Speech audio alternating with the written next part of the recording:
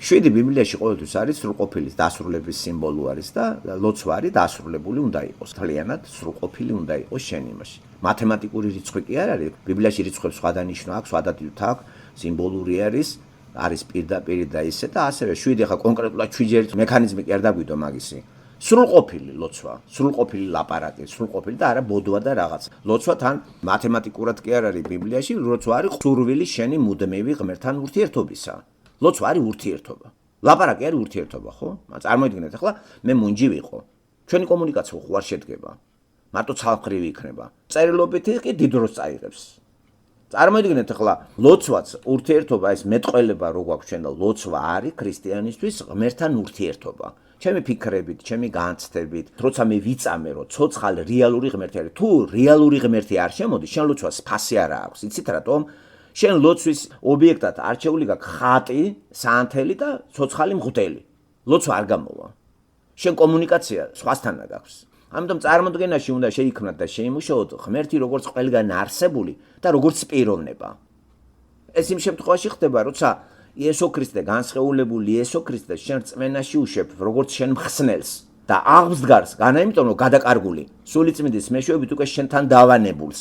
იმიტომ რომ პირდაპირ თქვა გულებში ჩავწერ, გონებაში ჩავწერ, ახალი ხომ ჯერ ძველ ხმაშია მოცემული. 31 თავი ირემიას 31 მუხლი და 34 ჩათვლის და 36 ეზეკიელის 26 მუხლი. ახალ ხმაში კიდე პირდაპირ მთელი ეს ის არის, რა ჩვენთან არის უკვე, ხედავთ, ამ ხელა უპირატესობა. ამიტომ ჩვენ სრულყოფილ ლოცვას სწორედ ვახდენთ და ძველ ხმაში ეცე 7 გზის. 7 ხო ძალიან ისეთი ციფრი არის, იცით რომ 6 დღეში სამყარო შეიქმნა, მე-7 დღეს გასრულდა, დასრულდა. ამიტომ სრულყოფილების რიცხვი არის ეს. 7 მე-7 დღე, რას ნიშნავს მე-7 6 დღე მუშაობა, მე-7 დღე. დასრულდა ღმერთთან უნდა იყო. ამიტომ როცა ლაპარაკი არის, რამდენჯერ უნდა ვაპატიო 70. ისევ 7 ფიგურები, 7 7 70, 490 ესე იგი. წარმოიდგინეთ, ესე იგი, აქ მათემატიკური კი არ არის, სულ მუდამ უნდა აპატიო. რიცხვი არის განა მათემატიკური, არამედ ხანგრძლივი დროის სიმბოლო არის. მუდმივი. მუდამ უნდა აპატიო ადამიანს. და არა ერთხელ და ორჯერ და სამჯერ, რო დააშავებსო პეტერონება იესო ქრისტეს ნახეთ, როგორი აქვს ღმერთს. ესე იგი, მუდმივი პატიების იმაში რო ვარ ჩვენ ღმერთმა არ არსებობს დანაშაული. ერთხელ დავაშავე, მეორე დავაშავე, რომ მან მე არ მაპატიოს. მაგრამ საჭირო აღარ არის მას მერე როცა იესო ქრისტემ ჩვენი ცოდვილი ბუნება მოხსნა სატანიდან და შეცდომების მთელი იმას აგვარიდა. ახალი ადამიანი აღარ ცოდავს. შეცდომებს აქვს ადგილი. ცოდვა არა, იმიტომ რომ ცოდვილი ბუნებას აღარ ვატარებთ ჩვენ ახალი. სხეული გვაქვს. შესაბამისად, ჩვენ ახალი ადამიანი ვექვემდებარებით ჯულის კანონს, რომელიც ღმერთმა დაგვიდო. ხედავთ და არა ის, რომ გავთავისუფლდით ჯულიდან. ძველი კაცი ეს ჯული აჩვენებდა, რომ მე ცოდვილი ვარ. და ფიქრებით ცუდით მაგ და ყველაფერი. შესაბამისად, როცა გამოსყიდული ვარ, მე ჯულს კი არ ვაუქმებ, ვექვემდებარები ჯულს. არა კაცკარა არ მოკლა, მორჩა. მე ამას ვექვემდებარები, ვასრულებ. მანამდე ვერ ვასრულებდი. ფიქრით ხო კლავო. ცოდვილი ბუნება თუ შენ ასე არ აკლავო, ცოდვილი ბუნები შენ სიტყვით მოკლავ ადამიანს. და ამხილა ფარისევლები იმაში, რომ ისინი ტრაბახობდნენ ჩვენ ვასრულებთო ყველაფერსო. და შესაბამისად გამომსყიდველი მათ არ ჭირდებოდათ. აბა გამომსყიდველი რა არის გამოსყიდვა? ცოდვილი ბუნებას ისყიდავს ეს თუ იმ ადამიანებს, ვინც არასრულებს წესებს. წესების გამომსყიდველი კი არ იყო ან წესების შემსრულებელი იესო ქრისტე. ჩვენ მაინც ვერ შევასრულებთ ცოდვილი ბუნება, იმის ცოდვილი ბუნებაა, რომ ფიქრებში მაინც ჩვენ ვცოდავთ და ენით ბევრი მოგვიკლავს, სიტყვითაც, ბილდს სიტყვავობთ. ახალი ადამიანში ეს თვისებები აღარ არის. ახალი ადამიანს გაზდა უნდა, ისე როგორც პატარა ბავშვი იზრდება, ძალიან დიდად არის დამოკიდებული ბავშვი, რომელ წრეში იზრდება, როგორ იზრდება და კარგი აღზრდა არ ნიშნავს იმას, რომ არ საჭიროებ გამომსყიდველს. ცოდვილი ბუნებას ვატარებთ ჩვენ ძველი ადამიანები ვართ. ასევე როცა ქრისტიანი იბადება, იესო ქრისტე საშუალებითა და მეოხებით, ხდება იმ საზდოს მიღება, რომელიც საღვთო წერილიდან არის და ხდება ის სასწაული, რომელსაც გვაფორმებს და აყალიბებს ჩვენ პიროვნებას, შინაგან ადამიანს და გვზდის და გვამტკიცებს. ამის შედეგად ჩვენ ვასრულებთ იმ მოთხოვნილებას, რომელიც ღმერთმა აქვს. ისე ვერ შევასრულებ. ძველი ადამიანი ვერ ასრულებს, თუ ასრულებს გუგულოთ, შიშით. აი რასაც აკეთებდა ისრაელელი. ხო ასრულებდნენ ეგრეთ. არასაც აკეთებს მართლმადიდებელი. მოდი ვთქვათ მართლმადიდებელი მოწონო ყველაფერს ასრულებს. რასაც მითითებებს აძლევს, თუ სულ ყველა არა არის ხალხი რომ ასრულებს. ყველა ინსტრუქციას აი ეკლესიაში მიდის, მოდის, მაგრამ რა არის ცით ეს არაფერი ცვლილება არ არის მაშინ. ამით კი არ გადარჩება ისა. ესე იგი, რატო ჭირდება ამის შესრულება? აი მე რიტუალების შესრულება რატო ჭირდება? То ერთგვარი ეს არის მსახურება იმისა, რომ თუ შენ ამას დიდი რაოდენობით შესრულებ, აი ამის შესრულების გამო ღმერთი მიიღებს სამოთხეში. აი სწორედ ამას უპირისპირდება ახალი აღთქმა, რომ მადლით გადარჩენა შენ ვერ მოიპოვებ ღმერთთან ადგილს შენი საქმეებით, შენი მორალით. იმიტომ რომ ცოდვილი ბუნება გაქვს შენ და შენ ამას გულით ვერასოდეს ვერ გააკეთებ. შიშით მოთხოვნილებით აკეთებ და მაინც დაუშვებ შეცდომას. შენ ამას მოვალეობას იხდი. იმიტომ რომ გული შენი არის გაფუჭებული, გონება, ყველაფერი და აბსოლუტურად გადაგვარებული არის ჩვენი შინაგანი კაცი. ჩვენ მკვდარი ვართ. მკვდარი კაცი უნდა გაცოცხლდეს. როცა გაცოცხლდება, აი ახლა გაცოცხლებული ადამიანი გაცოცხლებული ინტერესების შესატყვის რიტუალებს აკეთებს. და შესაბამისად ის რიტუალები, რაც საქართველოში აღარ ჭირდება ცოცხალ ადამიანს. აბა რა ჭირდება? შეასრულოს ის მოთხოვნები, რაც ახალ აღთქმაშია. მოყვას ის სიყვარული. დაახმარება რა საშუალებაც აქვს. გვერდში დგომა ადამიანის სახარება პირველ რიგში ხარება. ახალი ამბის მიტანა ადამიანში. საღვთო წერილის გაცნობა და სწავლა. ლოცვა, მუდმივი ღმერთთან ურთიერთობა. როცა გაცოცხლდე გინდა ურთიერთობა. საიდანაც ჩვენ სასიცოცხლო ენერგიას ვიღებთ, რა თქმა უნდა, იმასთან ურთიერთობა გვჭირდება. ჩვენ გვაქვს ერთი არხი დატოვებული, ეს არის საღვთო წერილი. აი ამ წერილის მეშვეობით კონტაქტი ხდება ჩემი ღმერთთან. მე იმიტომ კი არ ვკითხულობ ამას, რომ მაშინალურად ვიზეპირებ. კაცო, დავიზეპირე, ვიცი სიუჟეტი, ვიცი ტექსტი და ვიცი ყველაფერი. ეს არის საკომუნიკაციო. ამით ხდება ინტიმური კავშირი ღმერთთან ურთიერთობის შედეგად და მე როცა ამის გარეშეცა ვარ, წიგნის გარეშე, ესე იგი, მე ლოცვის დროს, ურთიერთობის დროს ფიქრებით, განცდებით, გინდა ხმამაღლა, გინდა ჩუმად, მე მასთან ურთიერთობას ვამყარებ. ლოცვა იმიტომ არის საჭირო, რომ არ დავშორდე ღმერთს. ასე გვიყურებს ღმერთი ჩვენ, როდის დავილაპარაკებთ მასთან. ვერ დავილაპარაკებთ მასთან თუ არ ვიცნობთ. აი ესეთი სასიამოვნო ურთიერთობა ქრისტიანი ადამიანის ღმერთთან და ეს სავსებით რეალურია. და თუ შენ რეალურად ღმერთს არ იცნობ, ხათან დგომა ეს ლოცვა არ არის. სისულელეა. სურათი მოგონებაა იმისა რეალობისა, რომელიც გაქვს, მაგრამ ბიბლიაში არ არის სურათი ღმერთისა, რომ მოგონება გქონდეს. არ ჩათვალა საჭიროდ, არ გააკეთოთ ჩემი ხატიო. ამიტომ ეს ისეთი ურთიერთობაა, რომელიც ილუსტრაციას არ გულისხმობს, არ გვჭირდება ეგ ღმერთმა ესე თქვა, ეს შევიგნოთ. არანაირად არ მჭირდება, რაც ფანტაზიები, დახატვა, რაღაცა, ეს დაბალი დონეა, სატანა აკეთებს ამას. აი ეს არის დარღვეული კათოლიციზმში და მართლმადიდებლობაში. ხატი არ არის სწორი ხალხო. ახალი დაბადებული ადამიანმა ის იცის და გადამოაგდებს ხატს. ჩამოიღებს. მიანიჭებს მარტო ესეთ დანიშნულებას თუ ძლიერი ოსტატის მიერ შემოქმედება მხატვრული ნაწარმოები, მაგრამ იმასთან არ ილოცებს. გამორიცხული არ ჭირდება. იმიტომ რომ ეს არ არის ღმერთი. ღმერთი ეს სირცხვილია ღმერთი მოაქციო მასე თემაში. როგორ ჩაეტევა კი შენ მხატვრის შემოქმედებაში ღმერთის არსი და რომელ მხატვარს შეუძლია გადამოსცეს ღმერთის არსი. ვერც ერთი. ამიტომ როცა ამას მიანიჭებენ სალოცავ მნიშვნელობას, ეს მკრეხელობაა და ეს არის დარღვევა მეორე მცნებისა. და ვინც ღმერთის სიტყვას არღვევს, იმას რა მოსდის ხო იცით? უკუღმართო ცხოვრება იწყება. მოდერა შევასრულოთ რაც ღმერთმა თქვა პირველი მცნებაში. არანაირად არ უნდა გავაბატონოთ სიყვარული არაფრის გარდა ღმერთისა. და ეს აწესრიგებს ყველაფერს. აი რა პარადოქსია, ჩვენ ყველაფერი გვინდა.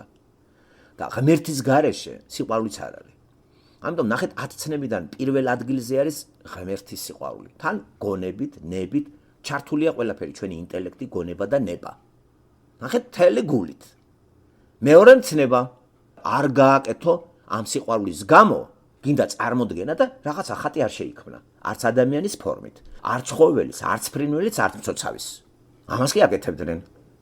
დარღვეულია მეორე მცნება საქართველოში. შესაბამისად, პირველი მცნება რო არ არის, მეორე დარღვეულია. იმიტომ რომ თუ გიყვარს ღმერთი, უკვე სიყვარულს არ ჭირდება ხატი. იმიტომ რომ ღმერთს არ აქვს სახე, სულია. ჩვენ ემპირიულ იმებში, ჩვენი ემპირიული კანონები გადაგვაქვს ღმერთის თვისებებზე და ანთროპოს სახე მივანიჭეთ ღმერთს და ამით კრახელობა დაუშვით, ისე რომ არც ვიცით. გონია რომ კარგს ვაკეთებთ. და შესაბამისად, კომუნიკაცია ლოცვის დროს იქით ამ მხრიდან არ მოდის. ჩვენი არაფერი არ ისმის მას, არ უნდა მიიღოს. მოკლედ, ჩვენ ლოცვას ის ყურად არ იღებს. იმიტომ რომ მკრახელობთ, როცა შვამავლად ისეთ რამეს მატერიას ჩავდებთ, რომელიც იკრძალება ღმერთის მიერ. ასე რომ დააკვირდით პირველი მეორე მცნება. კიდევ ერთხელ გადავხედოთ 10 მცნებას და თუ იცავს ვინმე მათ. ყველაზე მთავარი არის პირველი მცნება. საქართველოში დარღვეულია ყველაფერი. მაგალითად, საქართველოში ესეთი არის ხო ცნობილი გვასწავლიან ენა, მამული, სარწმუნოება. ესე იგი ენა პირველ ადგილზეა, მამული სარწმუნოება, მესამეზე სარწმუნოება. ილია ჭავჭავაძის ის შეცვლილია, ილიას ესე ქონდა მამული, ენა და სარწმუნოება. პირველ ადგილზე მამული იყო ილიასთან. მერე შეცვალეს და ენა მამულის არ გარითმეს. თორე თავდაპირველად არ არის ესე. არის ილიასთან პირველი მამული, ენა და სარწმუნოება. ესეც ბიბლიურად შეცდომა. სხვანაირად თარგმნი. საქართველო, ადამიანი და ღმერთი. აი, ნახეთ პირველი ცნებაში არის საქართველო. მეორე ცნებაში არის ადამიანი. მესამეში ღმერთი. ეს მკრახელობა არ არის? 10 ცნებაში პირველი არის ღმერთი. და მერე მას მოყვება ყველაფერი. მერე ღმერთი არ გამოხატო. და სადღაც საზოგადოებთან ურთიერთობა იწყება უკვე მეხუთე ცნებიდან. მეხუთედან, მეოთხე, მეხუთე, მეექვსე, მეშვიდე, მერვე, მეცხრე, მეათე. ეს არის ადამიანის საზოგადოებასთან ურთიერთობა. პირველი 4 ადამიანის ღმერთთან. დარღვეულია ყველაფერი. ესე იგი ერთი დღეც გამოყოფილი არა გვაქვს ჩვენ, ესეც დავარღვიეთ და არც ვასრულებთ გულით. ჩვენ დავივართ მღვდლების მითითებით ცხოვრობთ. ჩვენ რწმენა გვაქვს მღვდლებისა და ორგანიზაციის მითითებით. ეს არაეფექტურია და ჩვენი ცხოვრება არ არის სიხარულით სავსე. არ გვიხარი არაფერი. გვეშინია და აღარ გძნობთ რომ ღმერთი ყველგან არის და უფრო მეტი ვერცის ვიგრძენით რომ ჩვენ გულში შემოვიდა, ჩვენ გონებაში და მუშაობს. კი ეს რომ ხო თქვა რომ სული წმინდას მოგივლენთ. თუ გჯერა ხო იმის უნდა გჯეროდეს და არა მღვდლის. ეს რომ ხო თქვა რომ უნდა დაიბადო. შენ ვერ შეძლებ, მე შევძლებ. შენ უნდა იწამო. ამიტომ ლოცვის დროს ჩვენ შეგანებაში უნდა იყოს ესეთ რამე რომ ჩვენ ვისაც ველაპარაკებით, ის ჩვენ გვისმენს და ის ჩვენთან არის. ისე აზრი არ აქვს. ხო თუ ეს განწყობა არ აქვს, ძალიან მაგრად გაგიჭირდებათ ლოცვა და ლაპარაკი და ფიქრი. მერე ჩვენ ახლა ზოგიერთ ადამიანის სახე რო გვახსოვს და ურთიერთობა სადღაც რო ვართ გადაკარგულში, ჩვენი წარმოსახვა და წარმოდგენები მას ინახავს და ჩვენ ველაპარაკებით ჩვენ წარმოდგენებში ჩვენ სახეს რომელიც მივატოვეთ. ის ჩვენთან არ არის. ღმერთი კი ყოველთვის ჩვენთან არის. წარმოდგენა არ გჭირდება ღმერთის. არ გჭირდება მისი ფოტო. ის ჩვენთან არის. თუ ეს არ გავიაზრეთ, ვერ გავცოცხლდებით. ამიტომ არ არის სწორე, ვთქვათ, აი ლოცულობს, ქართველმა ლოცვა ქრისტეს არ იცნობს და შეიძლება ილოცოს. ტაძარში რო შევა და პიჯვარს გადაიწოს, ეგ არის ლოცვა. ეგ არის ჟესტიკულაცია. მერე ღმერთს ვინც იცნობს, ეს ჟესტიკულაცია არ ჭირდება. პიჯვარს არ იწერს. არ არის საჭიროება მაგის. ახალ ადამიანს ეგ არ ჭირდება. მე არ მაქვს ინსტინქტებში ეგა უკვე. მქონდა და აღარ მაქვს. ადრე. ჩემი ხელი არ მიდის შუბლისკენ, იმისკენ, არა. არანაირად. და თუ საუბრობთ, უბრალოდ საუბრის ძალიან მედიტირება ხდება და ლოცვის დროს მე ვიცი რომ ღმერთი მე მისმენს. აი გრწმენაში მაქვს. მე მისმენს იგი. ვიცი. არ მჭირდება რაღაც კედელს მივაშტერდე, რაღაც სურათი ქანდაკება დავდგა ჯვრის და იმას უყურო. არ მჭირდება მე ესა. არანაირად. აი ესა თქვა თვითონ ღმერთმა. და თუ არა ხარ დაბადებული, უკვე საჭიროებაა მაგისი და ამით უკვე დარღვეულია ეს 10 მცნებიდან ის პირველი და მეორე მცნება. არანაირად სწორი არ არის. ეფექტი ნახეთ საქართველოში ნულია. არანაირ მნიშვნელობა არ აქვს შიოლაშვილის ლოცვას. აბსოლუტურად არაფერი მნიშვნელობა არ აქვს. ეს ღმერთს არ იცნობს. სახეზე არის რა ყველაფერი. როგორ შეიძლება კაცი ლოცულობდეს და ეს დაგვემხოს ქვეყანა თავზე. ღმერთს იცნობდეს ადამიანი, თხოვდეს ქვეყნის გადარჩენას და ჩვენ უფრო უკან მიდიოდეთ. მთელი ბერები ლოცულობდეს და ქვეყანა აკოთებული იყოს. არა, მრისხანება მიდის, მრისხანება. ვამახინჯებთ ღმერთის სახეს, ღმერთის თვისებას. კრახელობთ საქართველოს, როცა ქრისტიანობთ და აბსოლუტურად ღმერთს არ ვიცნობთ. რომ გავიცნოთ ღმერთი, ამ წიგნის მეშვეობით არის და რა მოეკითხება მართლმადიდებლობას პროტესტანტიც კი გაგებაში არ არის. იმიტომ რომ იქაც უტევს სატანა. ამიტომ და ესეთი ადვილი არ არის ბრძოლა. ქრისტიანობა ბრძოლაა მეგობრებო. ნებისყოფაა საჭირო, სიყვარულია საჭირო, დაბადებას ეს ჭირდება. როგორც ხალი მიელტვის სიყვარულის გამო კაცს და მე ამ სიყვარულის გამო ამ სიყვარულში ბავშვი ახალი სიცოცხლე შემოდის. ასე გვჭირდება ჩვენ, ეს გვჭირდება, უნდა მოვიპოვოთ ეს. ჩვენ პია უნდა მივატოვოთ. უნდა გავიცნოთ იესო ქრისტე, გავიცნოთ ჩვენი და ბიბლია გვაცნობს ჩვენ თავს და საჭიროებას იმისას, რატომ არის ღმერთი აუცილებელი ჩვენთვის, იმიტომ რომ ჩვენ მაგის გარეშე ვართ გაუბედურებულები. გაუბედურებული ჩვენი სხეული არის პირობითად ლამაზი, არაფერი ლამაზი სხეული ჩვენ არ გაგვაჩნია. ეს არის პირობითად. ზოგს რაღაც თანდაყოლილი რაღაც დაავადება აქვს, მაგრამ აბსოლუტურად არ უნდა აწუხებდეს ადამიანს, რომ იგი დამბლადაცემულია თუ ვერ დადეს. იმიტომ რომ აწუხებდეს ამ ჭურჭელში რასული არის. ესე იგი, როგორც ეს აღდგება, ეს სხეული, რომელიც უვარგისია და ყველას არაკმაყოფილებს თავის სხეული, ეს უნდა გამოიცვალოს. ახალი სხეული ელოდება ყველა იმას, ვინც დატანჯულია დღეს სამანტყოფოში. ხო არის დამბლადაცემულები. აბსოლუტურად სხეული კი არ გვაწუხებდეს ჩვენ. სხეული მაინც გაიხსნება. რა მნიშვნელობა აქვს? პროსტო აქტიური ცხოვრება რო არა გვაქვს, ის გვაწუხებს, მაგრამ რა მნიშვნელობა აქვს ამას? ჩვენ ხო გვახვევია მეგობრები თავზე, ვინც ამას გადაგვატანინებს. და უყვარვართ მას. ამიტომ უფრო მეტად შეუყვარდებით, როცა ჩვენი სული უფრო ახალი ადამიანის დაივანებს და აღარ მოგშორდება არავინ. ხა წარმოიდგინეთ, სხეული არ მივარგა და ბინძური სულიც ამაქვს. დედაც კი გამექცევა და მამაც რა, მოვალეობის გამო მომივლის. თორე ის ერთი სული აქვს, როდის ჩავძაღდები. ამიტომ შევაყვაროთ ადამიანს თავს, ღმერთის გარეს ეს არავის არ შეუძლია. გვინდა რომ უყვარდეთ ადამიანებს, შენ გიყვარს კი ისა. ამიტომ ჯერ შენ უნდა შეიყვარო ის. ღმერთთან ურთიერთობაში პირველად იმას შეგვიყვარა. და ჩვენ კიდე რა ამასაც არ პასუხობთ. და ადამიანურ ურთიერთობაში ჩვენ გვინდა უყვარდეთ სულ ყველას, მაგრამ პირველი ნაბიჯი შეუნა გადაგა, როგორც ღმერთმა გადადგა, პირველად იმას შეიყვარა. შესაბამისად, მე უნდა შევიყვარო ჯერ ადამიანი და მე მოთხოვ იმას სიყვარული, თუმცა არც მინდა. მე მთავარი მე მიყვარს. შენ არ გიყვარა, ამას მნიშვნელობა არ აქვს. ღმერთს უყვარვართ, იგი სიყვარულს ატარებს. იმით არის ის ბედნიერი.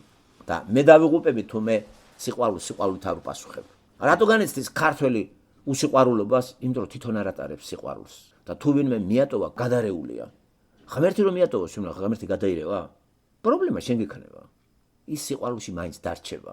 იმიტომ რომ სანამ გაჩნდებოდა სამყარო, მას უყვარდი და სიყვარულით გააჩინა. სიყვარულით გამაჩინა მე და ამ სიყვარულს ჭირდება მიღება და პასუხი, დაბრუნება. შესაბამისად, ადამიანს უნდა ყვარებოდა ღმერთი. დაიკარგა რა ეს ცოდვისა გამო, ღმერთმა სიყვარული დაიტოვა და სიყვარულის გამო დაადასტურა სიყვარული თავისი ძით და ისევ დაგვაყენა სიყვარულის წინაშე. თუ იესო ქრისტეს შევიყვარებთ ჩვენ, შესაბამისად ჩვენ გვაყვარებს იესო ყველა ადამიანებს. გინდა ცუდი იყოს, გინდა კარგი. გვაყვარებს იმ სხეულს, რომელიც მე არ მომწონს, დიდ ცხვირს, რომელიც ოპერაცია აი ქრისტეს შემოსვლის მერე ეს პრობლემა მე აღარ მაქვს, მოიხსნა. საზოგადოებაში ამით აღარა ვარ. და ველოდები განსაკუთრებით, როცა გავიგე უფრო ახალს. ახალი ადამიანი ძველ ტანსაცმელს უკვე აღარ დიდ მნიშვნელობას არ ანიჭებს სხეულს ესე იგი. ნახეთ რატო უჭირთ ათეისტებს, განსაკუთრებით ათეისტი ავადმყოფი იცით რა ცუდ დღეშია? თან ათეისტურ გარემოში. რო გრძნობს ის რომ აღქმულია როგორც ბრაკი. ყველაზე მეტად დაავადება ავადმყოფობა უჭირდა საბჭოთა კავშირში. აღუთხრა რა ათავა რო ის მყივეს მყივა. რა არის ეს? ათეიზმია. იმიტომ რომ შენ ადამიანებს ეცნობი სხეულით. სხეული კი ბრაკია. საგვად აკოჭრდი, მანქანამ დააღაზიანა, მოგეჭრა ფეხები, ხელები და ჩაიკეტე. არავინ აღარ გინდა, გეზიზღება ყველა, არავის დანახვა არ გინდა. მე ვცნობ თბილისში ადამიანს არავის გაგონება არ უნდა. ჩაკეტილია სულ. რო კითხო მორწმუნეა.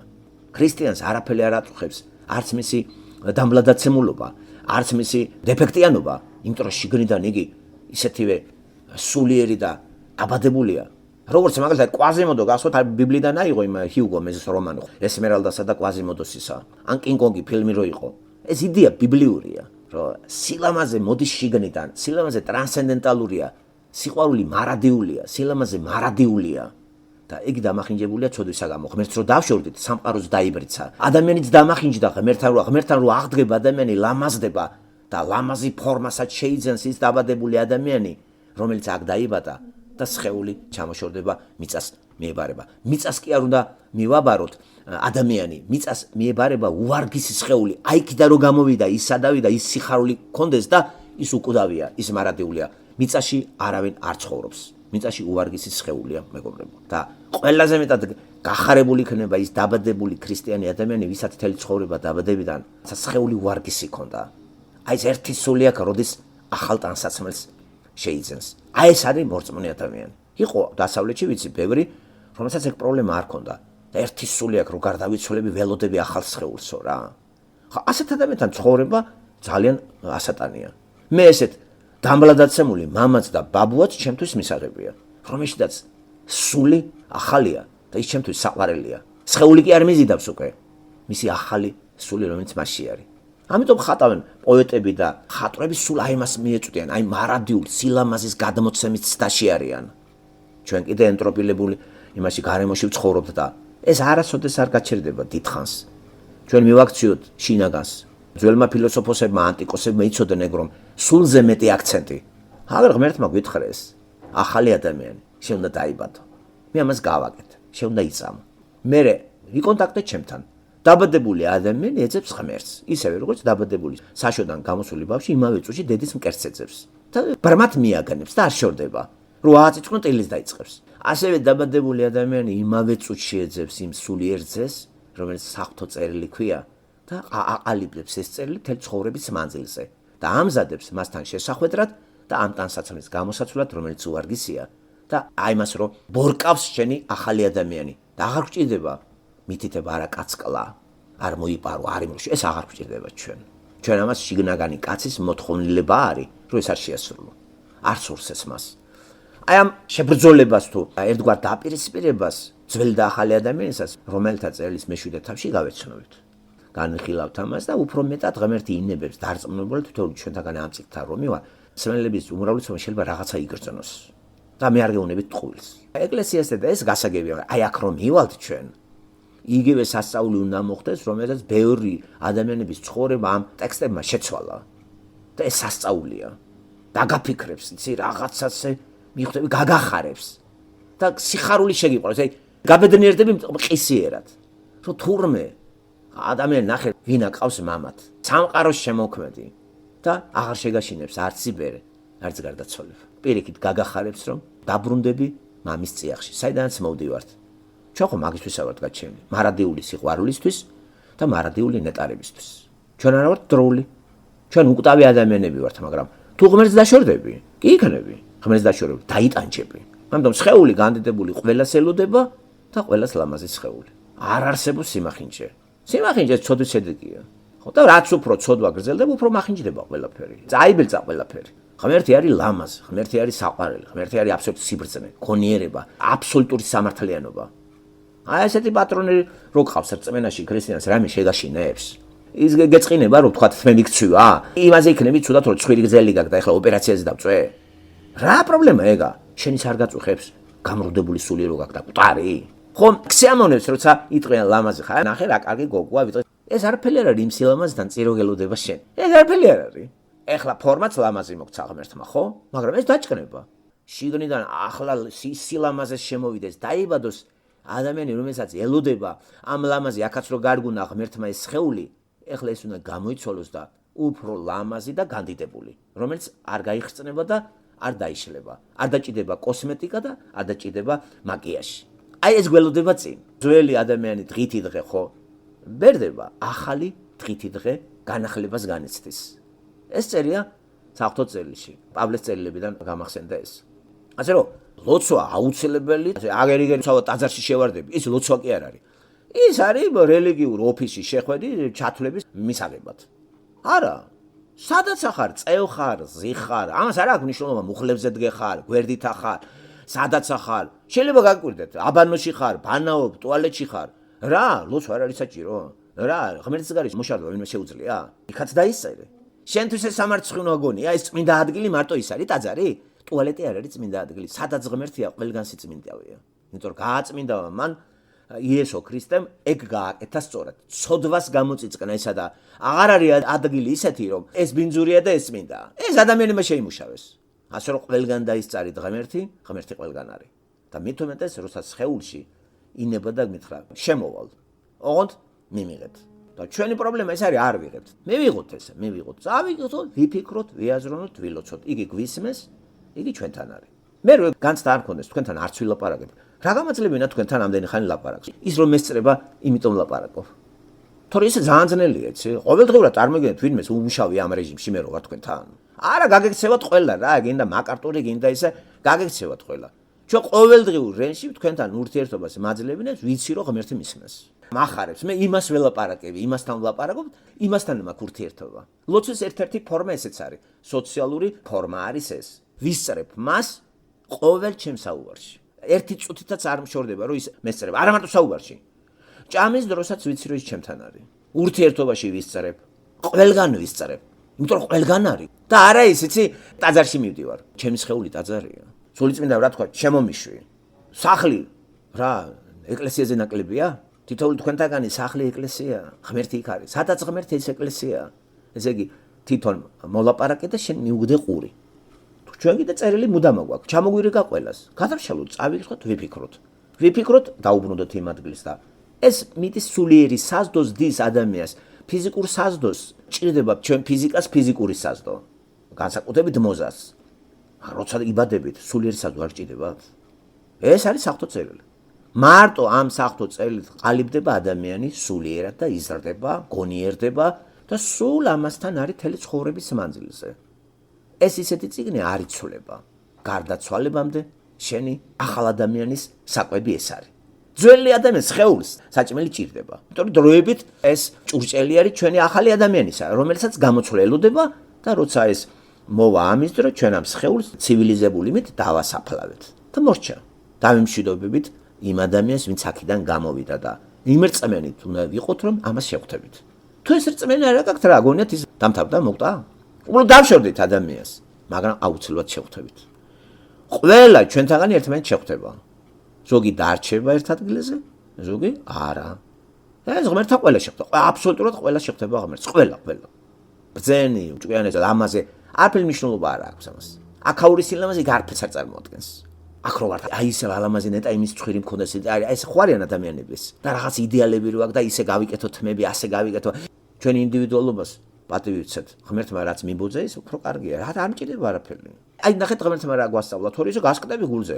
მე არავინ არ ვიცით თუ არის დამბლადაცემული, ვინ რატო არის ავად, ვინ რატო არის კუტება, ეს ჩვენ არ ვიცით კაცო. თავარია რა არის იმ სხეულში. და გვიხაროდეთ, სულ სიხარულში ვიყოთ. და ამას ვარჯიში ჭირდება ხალხო.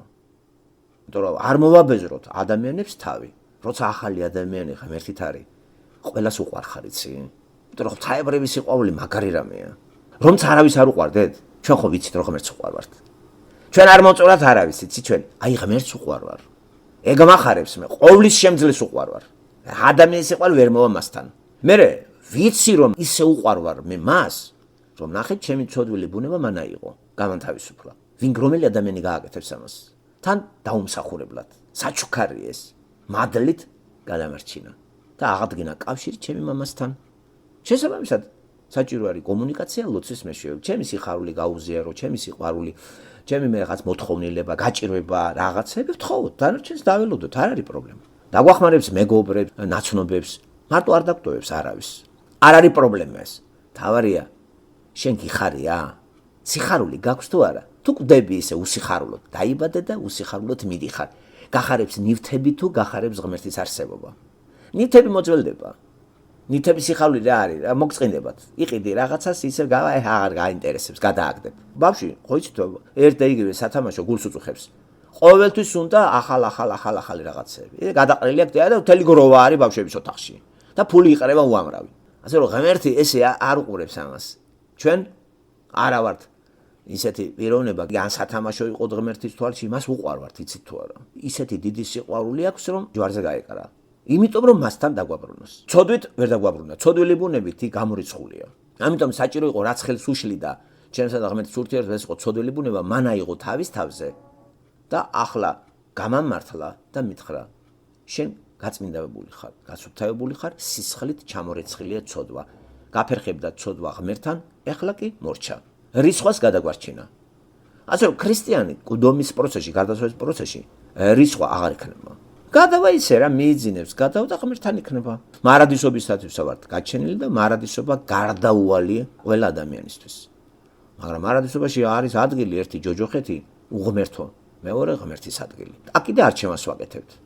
და ვერავინ ვერ გვიშველის ჩვენ, ვერ ჩვენი გარეგონება გვიშველის, ერთ ინსტიტუტი, ვერ ჩვენი ჯამთელობა პირობით იცნება. დღეს ხარ ჯამთელი, ხვალ არ იქნება. აგერ შიულაშვილი. ეგეც დამბლადაცემულია.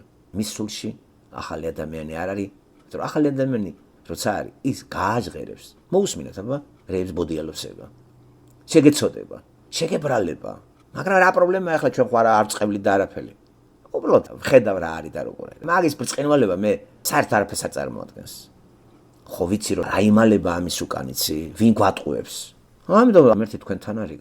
არ გჭირდებათ არც მღვდელი, არც პირჯვრის წერა, არც ხატი. დაიღე წიგნი, წაიღე, დაფიქრე, იაზროვნე, იფიქრე. და გამოადექი რა ადამიანს რითაც შეგიძლია.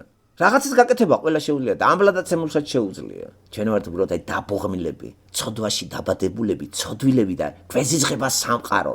ასე რომ თუ ვართ მორწმუნე, ვიყოთ ცოცხალი მორწმუნე და არ გვინდა რა წმენის პროფანაცია და მოღვდლებით ვერავინ ვერ შევა სამოთხეში. არ გჭირდებათ მღვდელი, არავინ არ გჭირდებათ, გარდა იესო ქრისტესი და ვერ წიგნი ყველას აგვაქვს კაცო და გჭირდება ადამიანები, ვინც ამაზე ლაპარაკობს და ქრისტიანები სწორედ ახალად დაბადებული ადამიანებს ერთობლიობა. აღარ არის ლიდერი ვიღაცა და ის არის პასტორი და იმას ვემთხვიოთ ფეხზე, ვემთხვიოთ ხელზე და იმას უნდა გქონდეს, ჩვენ არ უნდა გქონდეს, იმას ვაჭამოთ, ჩვენ ვებში ერი ვიყოთ, ესეთი რამე ქრისტეს არ უთქვია. ერთმანეთს დაასწარითო და მათ კიდე აყროლებული მღვდლებმა დედა უტირა მრევლს რა, გაატყავებული მრევლი და დასუქებული მღვდელი. სირცხვილი, რამდენი ქონება აქვს და მშიერი ყავთ. ეგრე ეკლესია, სატანის. იმიტომ ეკლესია ხო საკრებულოს ნიშნავს, მქადაგებელს ნიშნავს და მქადაგებს სატანაც. არა მარტო ღმერთი, სატანა არ ლაპარაკობს, არ ლაპარაკებოდა იესოს, არ ლაპარაკებოდა ადამიანსა და ევას, არ იყო ეკლესიასთან და ყურათ იღეს სატანის ლაპარაკი, მქადაგებლისა და მოლაპარაკისა. ადამიანმა დაუჯერა სატანას და ამით დაიტეხეს უბედურება და გაავიარეთ ეს მოვდივართ ცოდვის სამყაროში, ედემის ბაღიდან ცოდვის პლანეტაზე ამოვყავით თავი. მადლობა ღმერთს რომ იესო ქრისტემ გოლგოთაზე ჯვარზე მოხსნა ეს პრობლემა. და ახლა კი ველოდებით მის მეორეთ მოსვლას, რომ დაასრულოს ყველაფერი ეს და დამთავრდება ეს ყველაფერი, ხო ვიცით რომ დამთავრდება. ასე რომ ადამიანი არის უგდავი, არავინ არ გაქრება, გაახარებდეთ ეს და სიცოცხლე არის კარგი რამ. კარგი რამე, სიცოცხლე ლამაზი არის. უბრალოდ ეს ცოდვადაცემული არის და ამ ცოდვადაცემული იმაში რომ ის რწმენა რო გამოსყიდული ეს გახარებს. პავლე სწორედ ეგახარებდა. და არა ის რომის იმპერიაში რო დაიბადა. გამოსყიდვას ხედავდა. მომავალს ხედავდა რა, აი მომავალში შევიდა, აი განჭურდა. ქრისტიანი მართლაც მომავალს ხედავს. და ეგ არის ცნობიერება. ჩვენც მაგწმენით ვართ და მაგწმენით ვიყოთ ყველა ჩვენთაგანი და ყველას უსურვებ რომ გააზარდოს წმენა, გაიმაგროს და უფრო მეტად გაილაღებთ და დატკბებით ამ ცხოვრებით. ცოტა ხანი ცხოვრობ თუ რაღაცას ვიცხოვროთ ადამიანურად და არა ჭიჭყინით და არა ერთმანეთის დაჭმითა და ბოღმებითა და შურით. არავის არ შეგშურდა, ქრისტიანს არავის არ შურს. ის იქ თუ ძმა ხართ ერთი მოიცა დღეს ესე ხარ, ხვალ ისე იქნება. დიდარი ხარ, ხვალ არაფერი არ გიქნებ. დიდარი ხარ, ჩაგაგდებენ მიზაში არაფერს არ გაგატანენ. შენ ქონებასაც სხვა დაიტაცებს. ასე რომ შესაშური არაფერი არ არის ამ მზის ქვეშეთში. უსიყვარულოდ და უჯიგროდ არ წავიდეთ იმ ქვეყნად. ღმერთი აქ უნდა მოვედით, უნდა გავიცნოთ. ამისთვის წერილიც არის გამოგზავნილი, ყველა ენაზეა ნათარგმნი და ვერაფერი ვერ დააკლო ამ წერილს. ახლა ჩვენ ნებაა საჭირო. ვიღებთ, გვინდა და გავაძლიეროთ და მეორე ადამიანებიც გვეხმარებიან ამაში. შუამავლად არავინ არ გამოდგება, კიდევ ვიმეორებ, არავინ არ გამოგვადგება გარდა მაცხოვრის. იესო ქრისტე ჩვენ შუამავალი. თვითონ თქვენს. კარგად გავიცნოთ მაცხოვარი და სრულყოფილი ლოცვა აუცილებელია. 7 რო წერია სრულყოფილი, სრული ყოფა თუ არ იცნობ სრულყოფილს როგორ გიქნება სრულყოფილი ლოცვა. მე ლოცვა არ არის გაუთავებელი 200 გვერდიანი ლაპარაკი. გულით ორი სიტყვაც მისაღებია. ლამაზ-ლამაზი სიტყვებით კი ვერ მოხებლავთ. გულიდან წამოსული თუნდაც 10 სიტყვა იყოს. ესეც მისაღებია. მხოლოდ გულწრფელი. და მივაქციოთ ყურადღება, შავბნელი ძალები ხო იცი უტევს. არ სიამოვნებს სატანას, განსაკუთრებით როცა მასთან იყავი და უკვე დაანებე თავი. არ სიამოვნებს ეგ. ყველა ძალის ხმება მიმართოთ იქით, რომ ჩვენში სულიერი არ მივატოვოთ საწყისები, რომელიც ბიბლიის მეშვეობით ჩაგვეღვინთა და ჩაგვეღვარა. ეს გავაღვიოთ და აი მას ემსახურება ამ წიგნის გაცნობა.